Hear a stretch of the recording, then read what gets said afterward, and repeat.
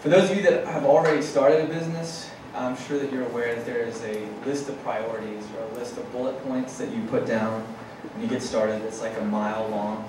There's 1,000 things on the list to do every day, and you have time for maybe 4 of them, and so it's a little bit overwhelming. And so our next speaker is going to talk to us about priorities, because the truth of it is how we spend our time and our resources and all that we have, it can make or break our business. So it's a really big deal. So Tracy Comas is going to come and talk to us about priorities early on in our company. She is the co-founder of Hygia Health Services. They're a non-invasive medical device reprocessing company based here in Birmingham. She has served as CEO since the company's inception in 1999 and has managed company performance to achieve an average growth of 25% annually, which is pretty amazing. In its history, Hygia has reduced healthcare expenses for clients by more than $40 million and has eliminated over 1,200 tons of medical waste. Tracy is most proud of the fact that Hygia now employs 110 people in the state of Alabama and 60 additional employees across the country. Please welcome Tracy Comas.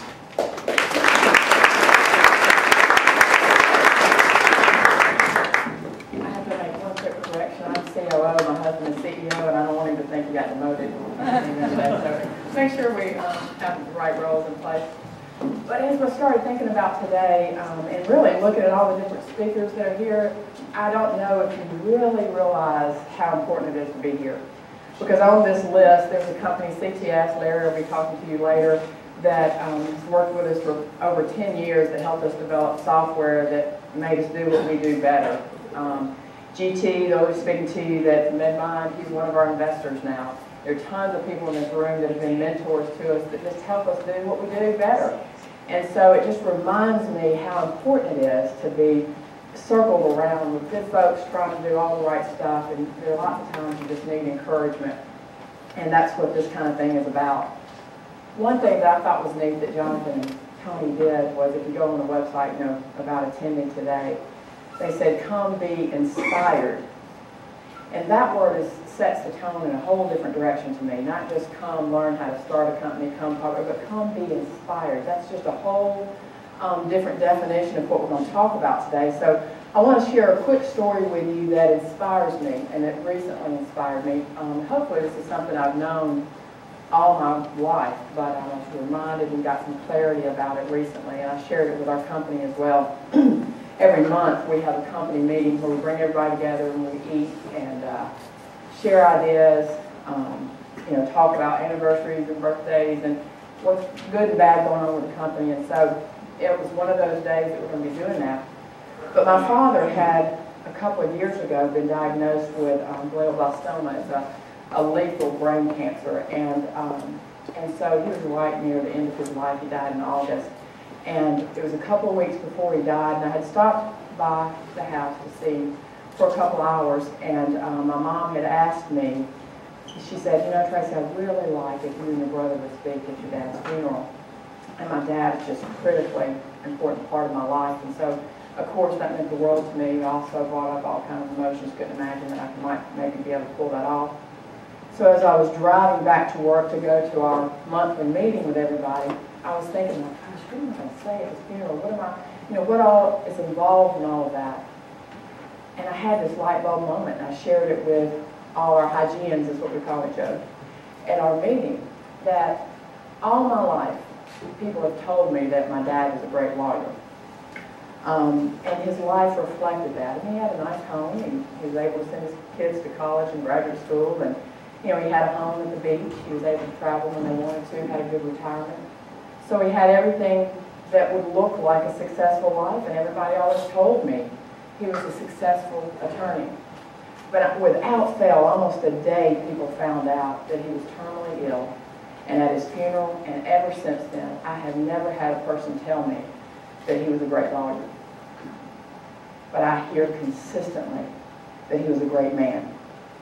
They tell me all the time how he went out about being a lawyer, how he did it, how he took care of people. He was ethical. He always treated everybody the same. He just was a kind person. Just everything he did was done in the right way. So then all of a sudden I was telling everybody, Hygia, guys, I've just got this clarity.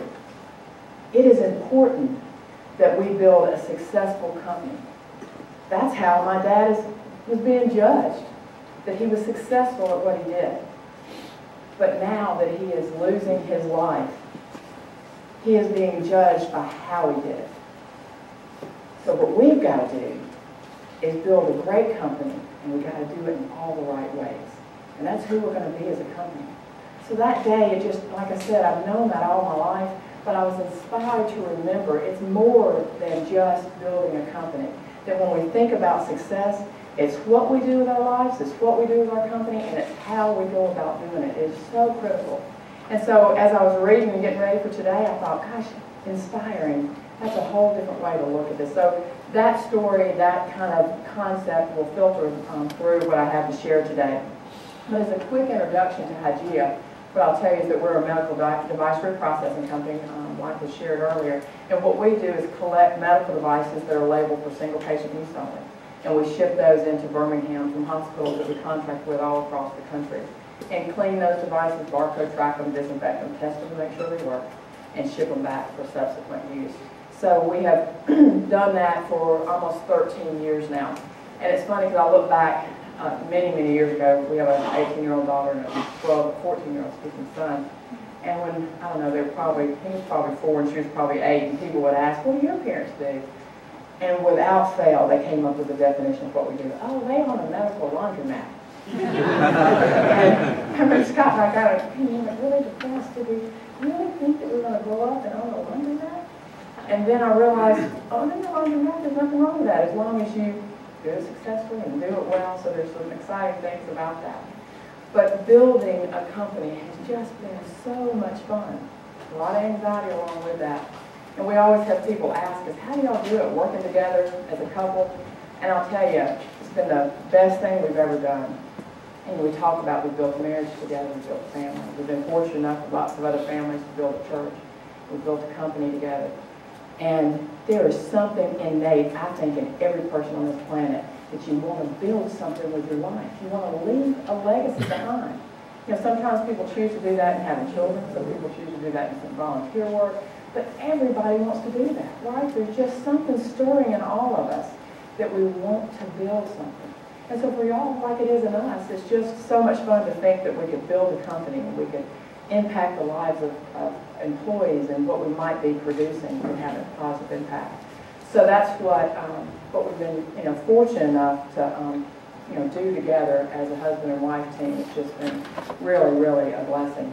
But what they asked me to speak about today were priorities early on. And when I started thinking about that, really 4 things came to mind. The first thing you have to do is have a real focused plan. The second thing you have to do is get money to do it. And if you get those 2 things handled, the next 2 things are the most important in my opinion, the people and the culture that you create. So I'm going to talk us through each one of those and start with having a focused plan.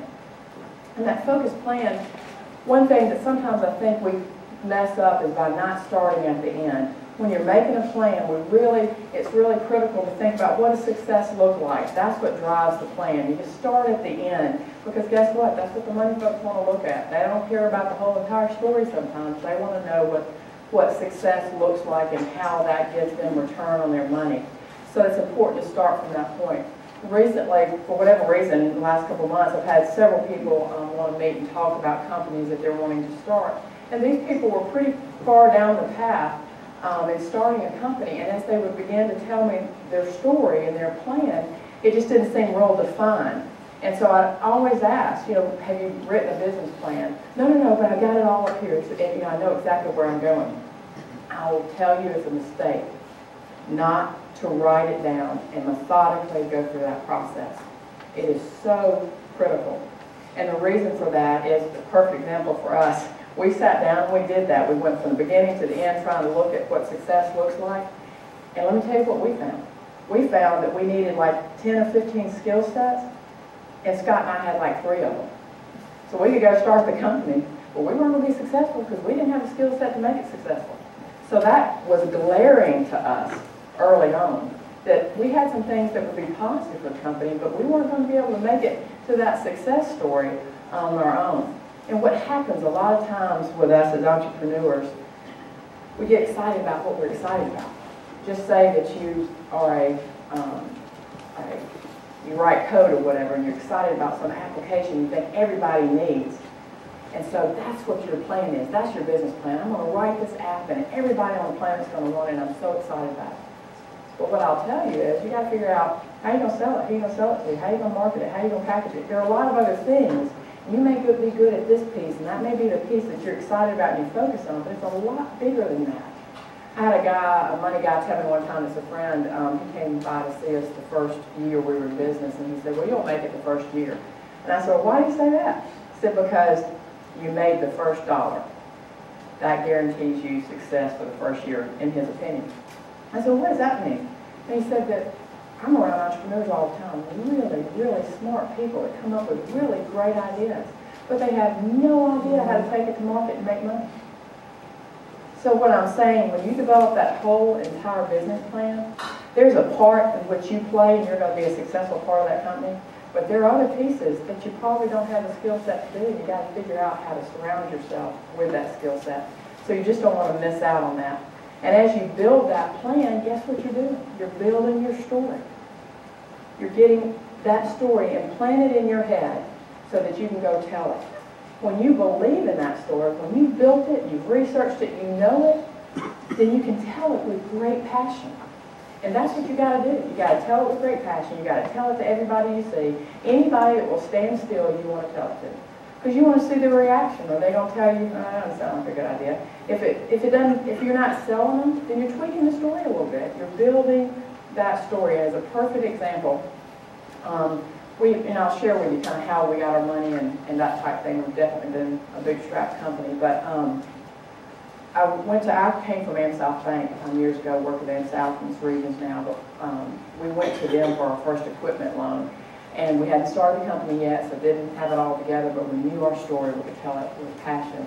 And so I met with a guy that I knew that had recently been moved over into business banking. So I sat down and told her story, and I was so excited about it, and he said, gosh, I can buy into that. I believe in that story.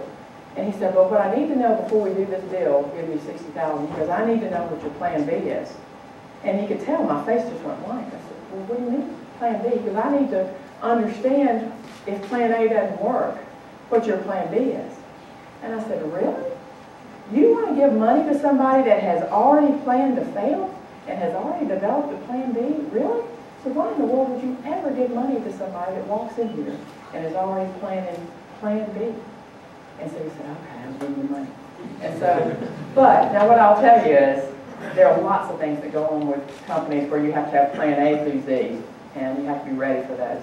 But when you're starting a company, you daggone better believe in plan A and never take your eye off that, because that's what's going to give you that success. But if you hadn't planned that business plan, you could potentially be in trouble if you hadn't thought through it all. One thing that also allowed us, once we got our plan in place and you're ready, you got that vision, and you're ready to tell your story and to start the company, you got to be real careful about, you got your skill set, you got other folks, and you need to really focus on your plan. And the incubator allowed us to do that. It was just a great opportunity for us. They provided us phones and copiers and all that type thing without us having to spend time and money and effort on that. So Susan Matlock was just an incredible resource to us. So like they suggested, first thing I would do leaving out of here is go down and look at the incubator and what it can provide for you as a service, because it allows you to focus on what it takes to be successful. But finally, the last thing I'll tell you about having a focused plan, and it's more of a psychology thing, maybe half of you in the room it won't matter to, but it has really made a difference for me, and I've watched other people struggle with this. You're going to go through bumps, and you can never take your eye off the island. You can never take your eye off the island. What that means is there's going to be lots of days that you're out in the middle of the ocean, you are drowning, you cannot swim, you can barely breathe, you're bobbing up and down, and you're wondering if you're going to survive. And what you have to never lose sight of is that island, no matter how small it is. That's the little glimmer of hope that no matter what, you're going to work through it, you're going to persevere, you've got to survive. It's that survival instinct. And the reason I share that is because I'm watching folks struggle with that. And what happens is you've got plan A going, and you're trying to see the island, and all of a sudden you lose sight of the island, so this plan B starts going. Okay, how am I going to cut my losses? How am I going to feed my family? What's going to happen? And so this fear plan is being developed in the back of your head. And very rarely does that fear plan not move and take over. And it's very hard to be successful when that plan B of fear starts to move into first place. It's just very, very dangerous. Now, the smartest entrepreneurs I've ever been around absolutely know when to cut their losses and run. So I'm not saying to be stupid, but what I'm saying is it's just determination. Dadgummit, plan A is going to win, and it's going to work. So just don't ever give up. Just work really hard at it. The second thing, so it's focused, plan, and then money. I'll share just a little bit of statistics. You know, you get all kinds of statistics if you look around on the internet and whatever, which ones are right or wrong, but in general, this is what I've seen consistently. If you take small businesses over a 10-year period, the first year, about 25% of them will drop off. Every year after that, about 8%, and then at the 10th year, you'll have about 25% left. And if you remember, that advice was given to me, if you can just get your first dollar sold in that first year, you really have a lot of success to go from there, and I believe that could be the truth. One thing also, too, that if you look into research why companies go out of business is just simply mismanagement. It's what research after research will say, well, what does that mean? Well, there are decisions we make every day that could take us under. You've got to be very methodical about it and think through large decisions. And I had a friend, a mentor, tell us early on, you can flat sell yourself out of business, and that just didn't make sense to me. But I will give you a perfect example. Early on, probably the third year of business, we had an opportunity to have Health South as a customer. Every one of their medical facilities across the country were ready to flip the switch on and turn on. You can't imagine how many millions of dollars of revenue that would have been for us. So excited about it. We're getting all the way into contract in there, and there's one little thing in our contract that says, you know, you have to pay in 30 days, hadn't brought up the blip or whatever. But we start talking to other vendors and realize, you know, they don't pay in 30 days. They pay 90, 120 days, you know, whatever kind of works out for them. And we started hearing this stir in the entrepreneurial community that, you know, can you survive that? And we had to walk away from that business because all of a sudden we were going to sell all of this business that would take a lot of cash to bring on. And then that other cash, it'd take us 60 days to bring it on, generate invoices, and even ask for money. And then you add another 90, 120 days of that, it would have taken us out of business. But it was very hard to walk away from that revenue stream. So you got to, you know, make smart business decisions. It only takes one bad one to take you under. And a part of the reason it only takes one bad decision is because most of us are not funded very well in the beginning. So I don't know if the guys are out here, they're going to be speaking. You know, we started with $108,000 and thought that was all the money in the world you can ever imagine that you could need. How silly is that? There's not anybody in this room that would believe that. But we believed it at the time. So I don't know whether it's 3 times what you think you need, or GT, is it 10 times what you think you need? I don't know what the number is, but it's a lot more than you think you need. So you want to make sure that you plan for that. Getting money. Our story is a bootstrap story. We started, like I said, with $108,000, went to Regions, and developed a really solid relationship there. They've been just partners with us from day one till today. It's been a wonderful relationship. They've supported equipment loans, lines of credit, so it's been a very, very strong relationship. We did that in the very beginning. And what we did was with that $108,000 as friends and family that we circled up with. And a lot of people will tell you not to do that. But what we did was try to tell them the story and ask them not to give because they felt obligated, but to give because they believed in the story.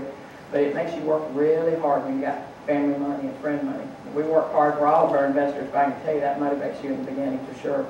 And so we started out with that. About 6 years later, we did another round of investment, basically just Scott and my husband telling the story to friends of friends. And so that took us for a few more years. And then recently, in November 2011, we took in our first institutional money. And the fun story about that, and another reason why being in this room is important, that was a marriage that took about 8 years. We kind of dated for an 8-year period. We had it with a company called Eastside Partners out of Huntsville, and we did a Capco loan with them a couple of years ago. We've been, you know, courting back and forth with one another for 8 years. GT had had some success with them, and that, you know, he was a reference to them for us, and to us for them, and it's just been a relationship that's built over time. And what Scott would tell you, my husband, is that it's smart money. It's not just cash, it's money that's going to help us take us to the next level. We needed some intelligence around that next level of growth. How do you take it to that next level? And again, it's looking at skill set, and we knew that that money had some skill set around it that would help take us to the next level. So it's been a really, so far so good, it's a really positive relationship, and again, built over a long period of time. So that's kind of our money story. So again, you got your focus plan, you got your money, so now we're down to the people. And I'll tell you, this is a critical and important part. And I told Larry, they'll be talking to you in a minute about CTS, that the president a long time ago was Steve Atkins, and when Scott and I were in the incubator and we had hired our first employee, we were walking down the hall, had the biggest grin, we had our first employee, so excited about that. And Steve was walking the other way and he said, "Why are you smiling? What's all over?" I said, "Oh my gosh, it's the best day ever. We have hired our first employee." And Steve said, "This is your worst day ever." And he walked on with this little smirk across his face. And I told Scott, "Don't let him take your joy. Keep walking, focus. Don't let him take it from you." Because we had such joy that day, and Steve was trying to steal it from us. But managing people is tough. We got about 170 employees, and it takes a lot of our time during the day. But I'll tell you, for me, it's one of my greatest joys. Because when you talk about being inspired to come and know that you have an ability to positively impact 170 people's lives, it wakes me up in the morning, gets me to work, it motivates me to be there. So I'm very, very thankful for that opportunity. But over the years, we've learned about certain qualities we're looking for. And the first thing I would suggest to you, I'm not going to tell you what your core values should be. I know what mine are. And you just need to surround yourself by people that have the same core values that you have, whatever those are, because it makes for a real consistent team. So decide what your core values are and look for those in your people. You want to make sure, like I've said before, whatever qualities you're missing, wherever your weaknesses are, you got to go find people that will fill that gap for you. Also, my favorite people are free people. People that cost me anything. Those are the best that have the same core values and are free. And UAB has been great for us in that. We've needed engineers over the years before we could hire engineers. And I'd call and just say, "We're a small company." That's a story. The story I'm telling you, got to build and tell with passion. I've told that across the board because we need help sometimes. And UAB has been great to say, "You know what, I've got a graduate student that needs a project. I'll send him over and let him do that project for you and see how well he does. We'll give him an A or B. We'll see how we'll evaluate him together." And so we've had tons of that. Free, smart folks coming just to help us out. So do not be afraid to ask for help. These universities around us just have a wealth of knowledge and they want to share. We've used their interns during the summer that we haven't even had to pay for because the school supports it. I mean, lots of options there. So free is always good. There's also a skill set, and I have no idea what it is, but we call it at Hygia the it quality. And because we can't define it, we don't understand it. But some people just have it. And it's they're going to get it done. They're always going to see the island. They're always going to remove a roadblock and figure it out. And I don't know how people either have it or don't, whether you're born with it, and we're trying to cultivate it in our children. I'm not sure we are, but you got to find those folks. And what I'll tell you, not only do you need to find those folks, but those naysayers, those negative folks, you're going to have some people that really fit into the environment of they're always going to see the island because they're entrepreneurial and they're just going to figure it out for you and help you break down those walls. And you're going to have people that say, "Oh gosh, we're not going to survive this." You can't afford to have those folks around you. It is a lot of psychology of success and survival. You cannot have those naysayers. They will bring you down. So you really want to surround yourself with that it can do kind of person. Also, you're looking for smart process type people. When I say process, one thing I learned early on is that when you're starting a company, you don't think about writing SOPs and standard operating procedures, putting procedures in place at the earliest stages. But if you have people that think that way, then guess what? You slowly get to pull out of some of the detail and figure out how to grow your company. Because when there are processes in place and checks and balances, you don't have to touch everything.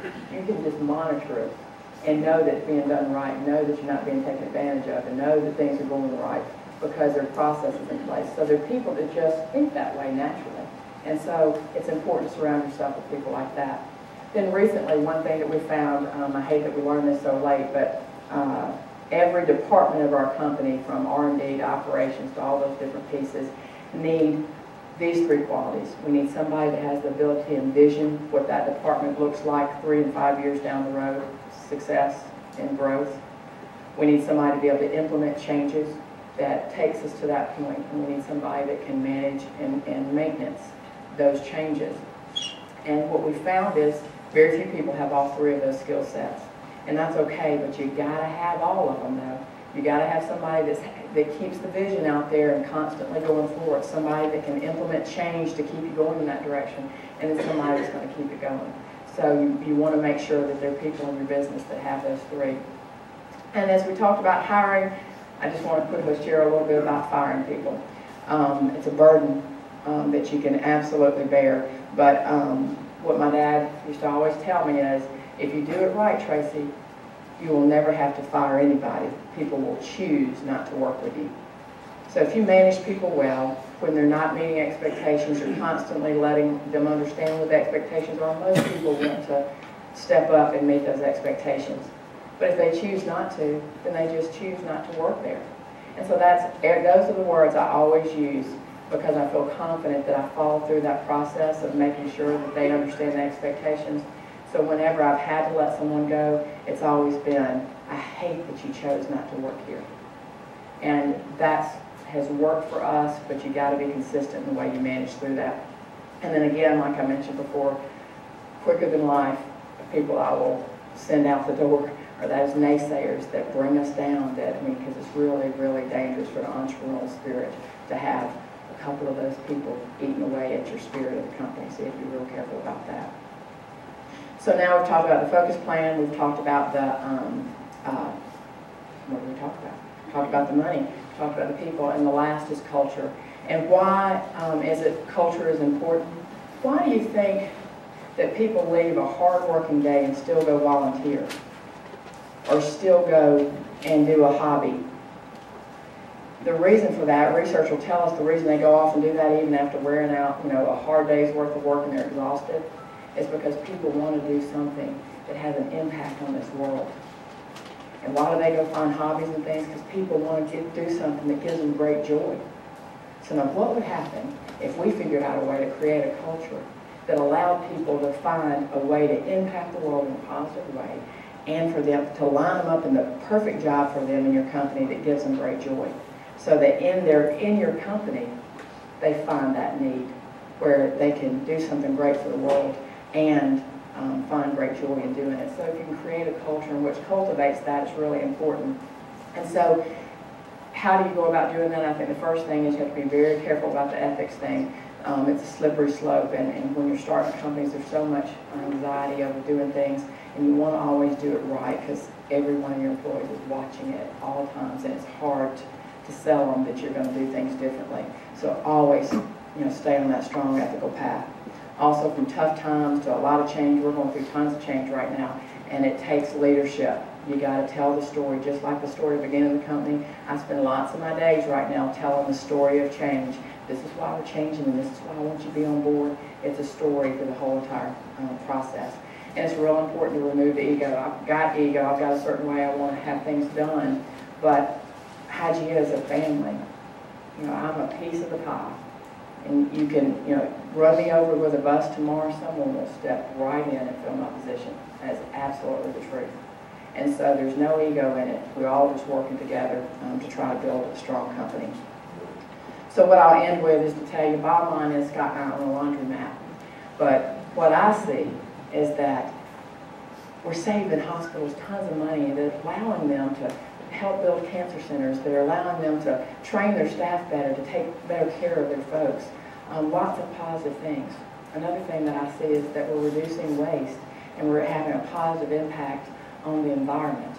Another thing that I see every day when I go in is that, gosh, I have the opportunity every day to touch 170 lives in a positive way. What I'll tell you is I don't do it in a positive way every day, I can promise you that. But I have that opportunity. So yeah, it's a laundromat. But I'm inspired by going every day that I might have a positive impact on the world. And so what I hope is, as Tony and Jonathan hope to at the end of this day, that you'll leave and be inspired to go dream it, to go build it, to go tell the story and have a significant impact on the world.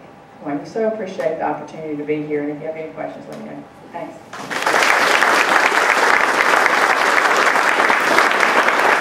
Thanks so much, Tracy. That was worth the price of admission right there. Phenomenal thoughts, really, really good stuff. We're going to take our first break. There is Finer Grind coffee out there. I'm sure a lot of you have already had that. It's outstanding stuff. This is your opportunity to connect with the people that are right around you, so I want to encourage you to do that. Restrooms are right around this corner at the first door.